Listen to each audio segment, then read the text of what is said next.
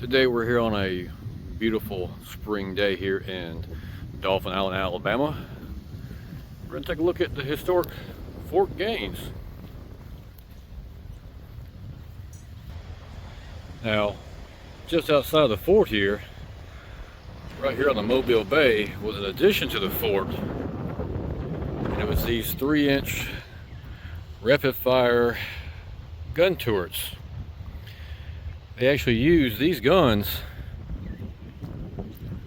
during World War I. You can see the bases of them there.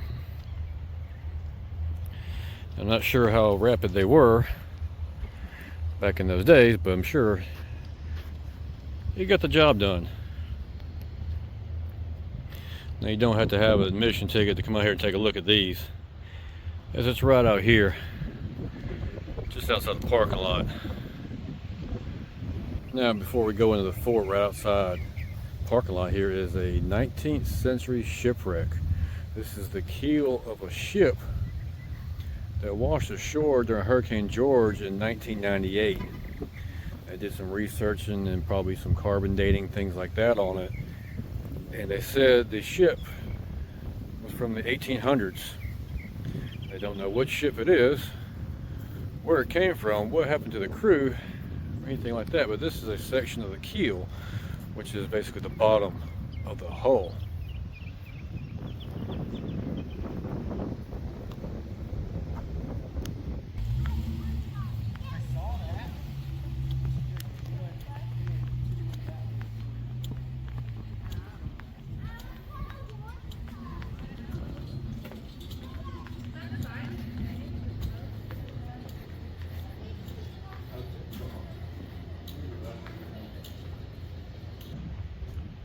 So just out of the gift shop ticket area, you walk right out into the middle of the fort. This fort was built in 1821, and it, along with its sister fort, Fort Morgan across the bay, was essential forts in protecting Mobile during the Civil War. And they give you this brochure that shows all the stops and kind of a little bit what you're looking at. This here is the gun ramp. I guess this is where they would roll the cannons up if they had to need to be repaired, up to the top of the fort here. Let's take a look and see what we got.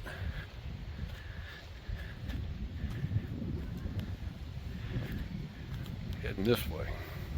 Now from this vantage point you can see, I believe it's Fort Morgan, which is right across the way there. Let me see if I can zoom in. You might be able to see where it's at over there. I'm not exactly sure where it's at, but it's over that way. And that is the sister fort to the fort we're at here now.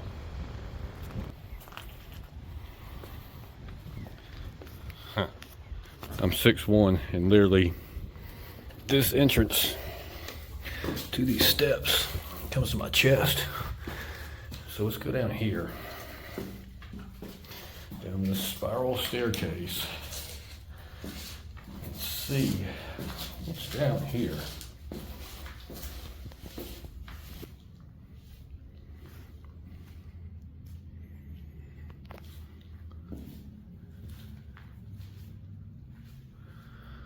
I don't know if I even want to go in there. Looks pretty dark. I don't even know what this is that we're at. It looks like gun ports, because usually your gun ports are at an angle, if you can see here. And that gives you advantage when shooting at your opponents, that they have to shoot at an angle through there to get you, I guess.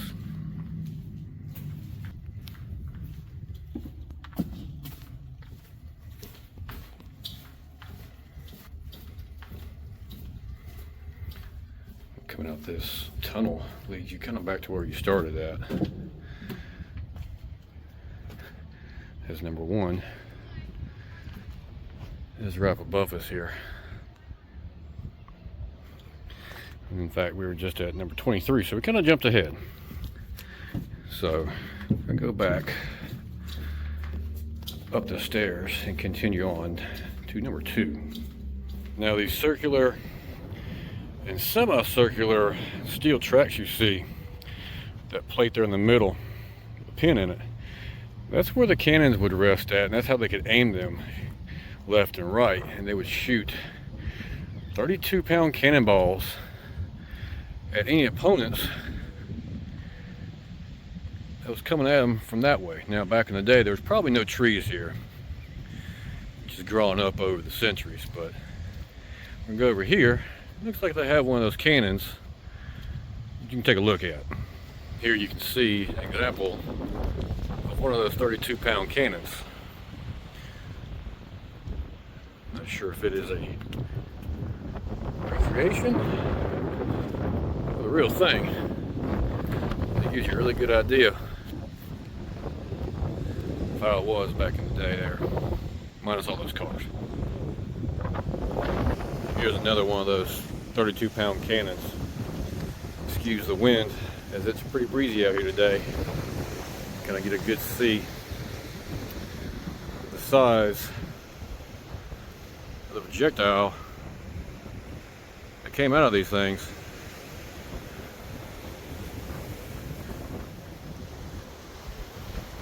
Now here they have what was called a disappearing gun mount, where they would be able to lower the gun below this concrete wall here in order to load it, and then once it was loaded they could raise it up to shoot at their opponents. And that was pretty ingenious, because they didn't have to worry about getting shot at while they were reloading the cannon. Now those cannons were like a 6-inch projectile. Not sure how much they weigh, but I'm pretty sure I don't want to get hit with a 6-inch projectile fired from a cannon. And from this vantage point you can kind of get a good look at the size of said fort. Right there in the center of your screen is where we came in at. Went over that way, came back around. And that building right there in front of us is a museum that will go in here in a little bit. You see the cannons there in the background. Disappearing gun mounts in front of us here. All right here on the Mobile Bay.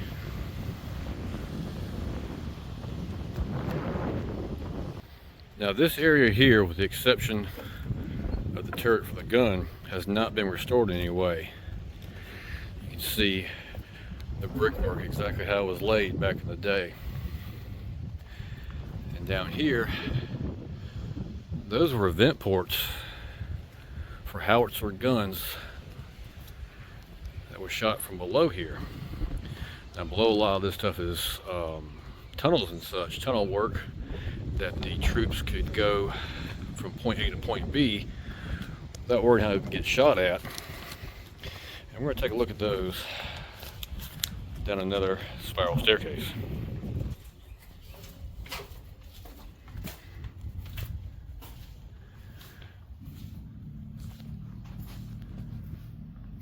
This is similar to the one that we saw earlier.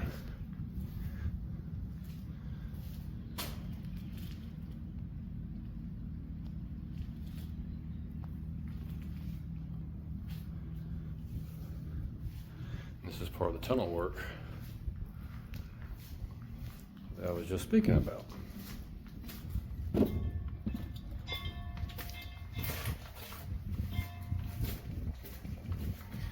Can you imagine running through these tunnels back in the Civil War when they didn't have lights? They probably had candle lights attached to the walls, being bombarded by federal troops in the Civil War.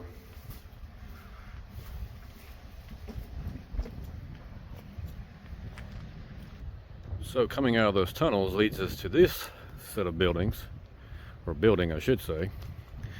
The first thing we come to was the bakery. This is where they make breads and rolls and things like that. Read more about it there. And this main oven, I think they said was 12-foot depth. That's a pretty expansive oven.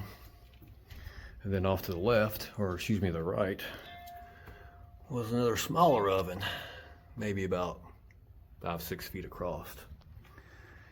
And they would knead the doughs and mix everything up there. Another room here off to the side too, another tables. The floor is kind of interesting in here. It's all rocky and it's kind of like concrete, but it's not. I don't know. There's an old table there.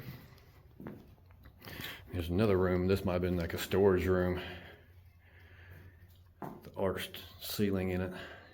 Brickwork's pretty amazing. And a salt pot. If you know what a salt pot is used for in baking, let me know in the comments below. I'm kind of interested in that one.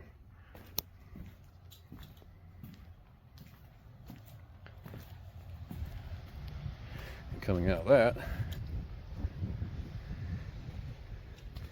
we got another hallway.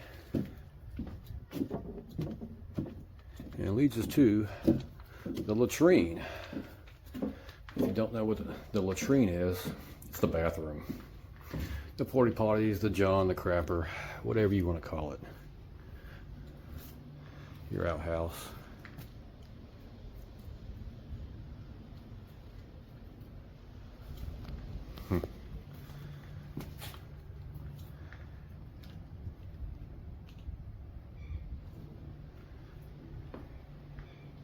I guess you had to be pretty friendly with your neighbors here. It says the tide would actually do the flushing mechanism of the in and outs of the excrement, let's just say here.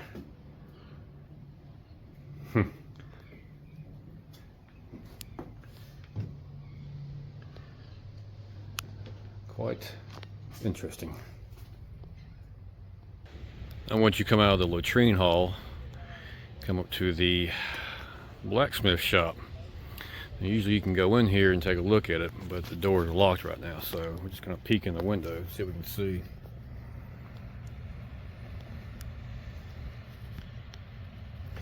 Kind of unfortunate we can't go look at that. But let's go over here, see what's inside these doors here.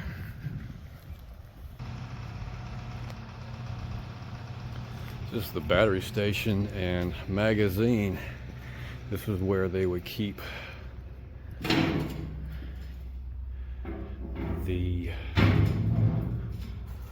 gunpowder and ammunition. And here you see some relics of a ship's rudder.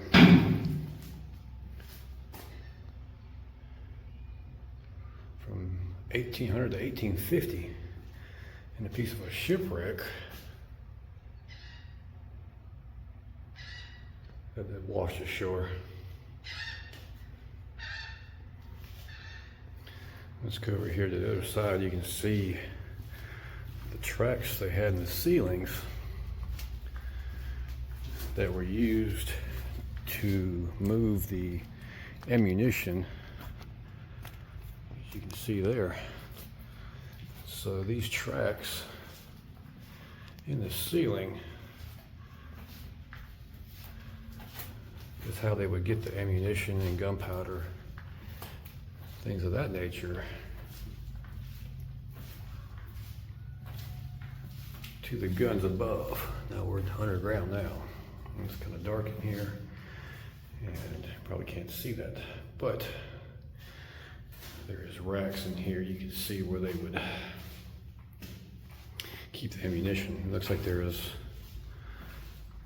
bunkhouses in here where the troops would sleep at night.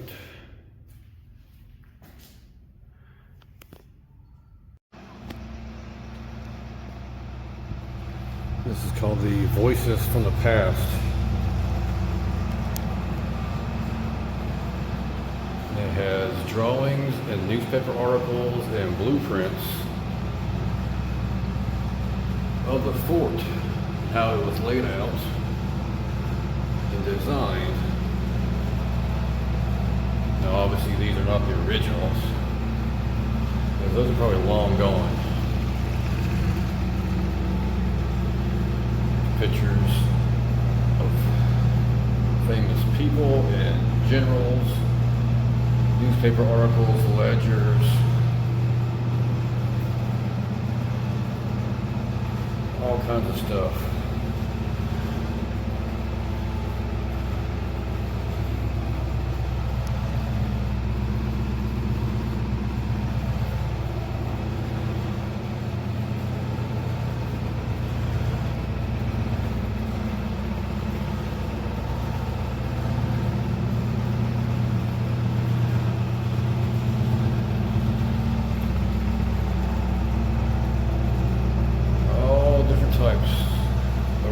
Documents upon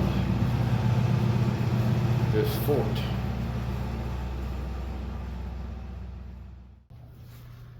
Now this is the other side of the ammunition battery where there is another one. Same setup as the other side, but it's lit up. We can see the bunks, things like that, or ammunition holders, gunpowder holders, things like that. This is one of the parts for one of those, I think that was for the disappearing guns. And this is either, it might be for sleeping, it might be just for ammunition. I'm not sure. I'm thinking for ammunition. Not too sure. But anyways, let's head on to the next stop. And this is the quartermaster's office. This is where they would hold supplies, such as uniforms and things like that nature in here.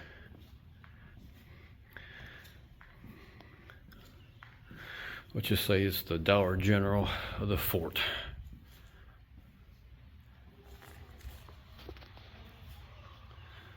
It says they held everything in here except for ammunition. And this looks like sleeping quarters here. Old beds. They didn't have springs, they used old nylon or cotton rope.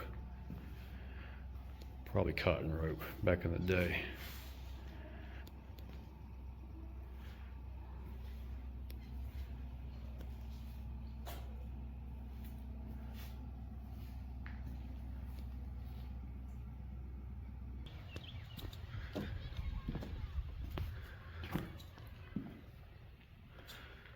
Some more living quarters here. And these were fancy. They had a fireplace to keep them warm. And their fireplace there.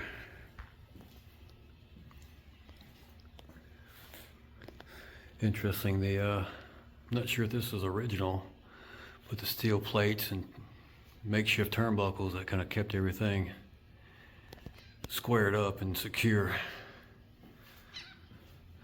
So now we're going to head over here to the museum and see what's in there.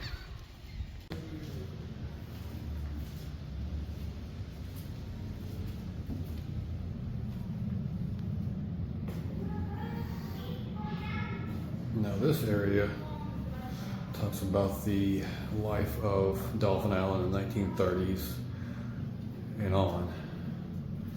There's various pictures of how it was.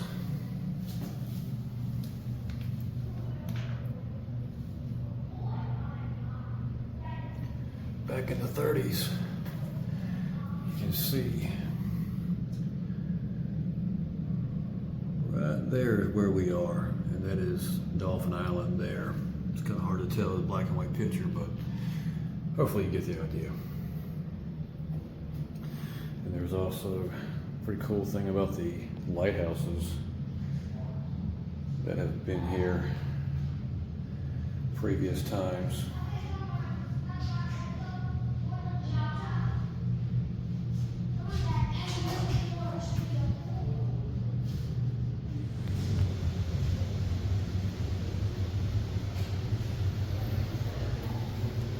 This is some more Civil War relics, dioramas and things like that. This talks about the naval boats and attack vessels and things like that. It's interesting how far we've come along in the last 150 years with Navy boats.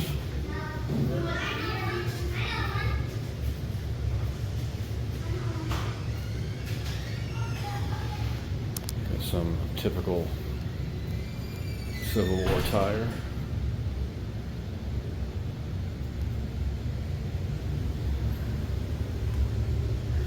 Some more historical letters and things like that from the Civil War.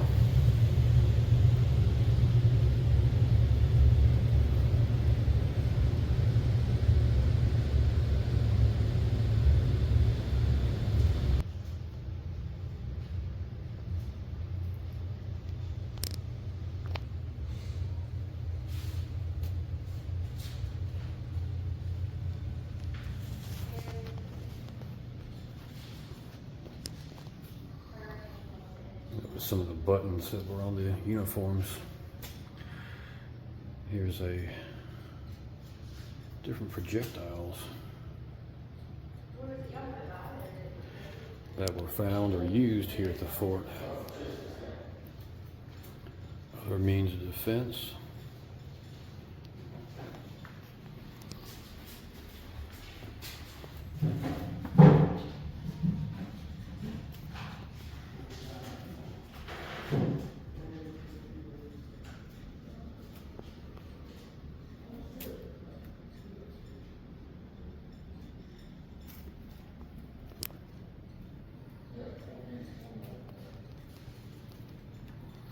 It's pretty interesting, the different sizes and shapes of the shells.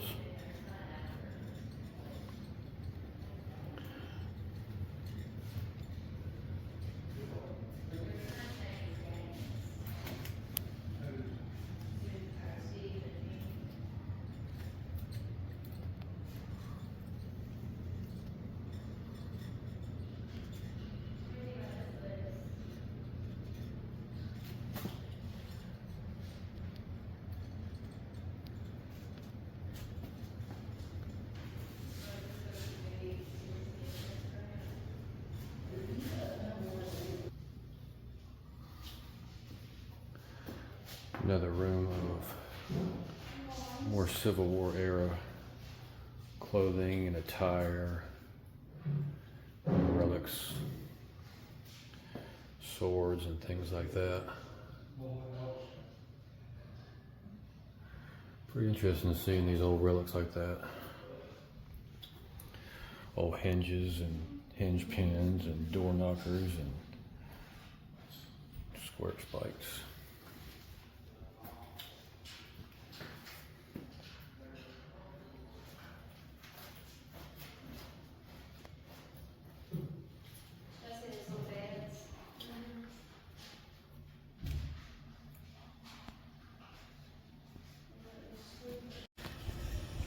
So it was pretty interesting seeing the different types of artifacts and memorabilia and things like that from the Civil War and after the Civil War days with the island. And now we're going to take a look at the magazine here. Not sure how well this is going to show up, but this is another area they would keep the ammunitions and things like that in. They were just placed underground, so they would keep safe and probably safe from the humidity. I'm not exactly sure about that, but excuse me. An interesting little area across from the museum. And there's one of those disappearing guns. And this is the officers' quarters. So at one time this was actually 3 stories, but it was destroyed during the Battle of the Mobile Bay. Said at one time they had up to 400 men, enlisted men here at the fort. Let's take a look at the officers' quarters. You can see it's a bit more open than some of the other areas. I guess more fancier. I mean, they're officers, so they gotta have fancy accommodations.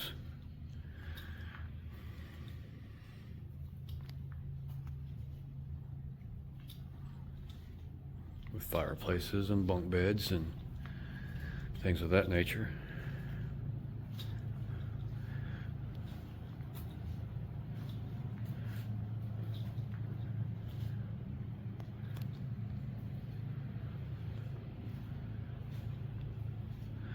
I bet it got really hot in here because it's 80 degrees outside, and it's not hot, but it's very muggy in here, let's just say. So it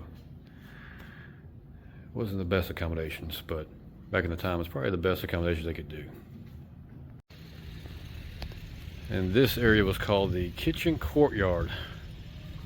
This is where they would do some of the cooking and baking and eating at.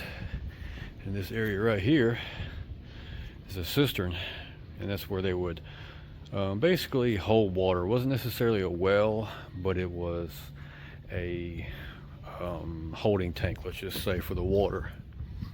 You can see this area here has tables and other little small ovens for cooking various foods. Probably storage spaces in here.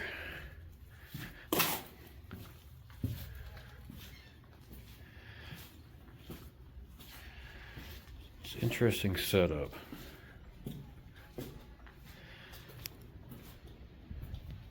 There's another cistern there.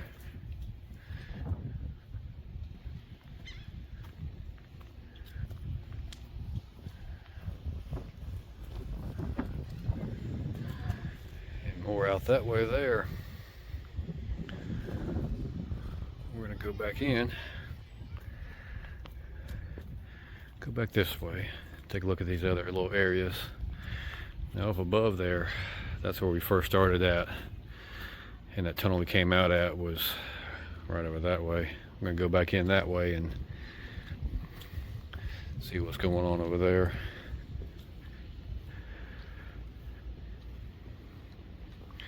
This is very similar to the one we seen earlier. In the first one we kind of went down just a battalion area.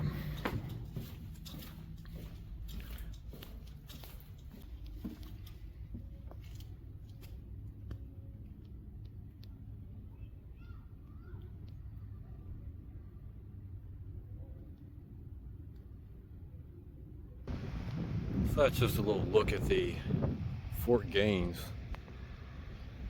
here in Dauphin Island, Alabama. Pretty interesting fort. I'm not sure how much of it has been restored and how much of it is original. Nevertheless, pretty interesting to come over here and take a look at it. So if you're ever in South Alabama, you got about an hour or so to kill, come on down here to Dauphin Island and take a look at Fort Gaines. Like always, appreciate y'all watching. We'll see you next time.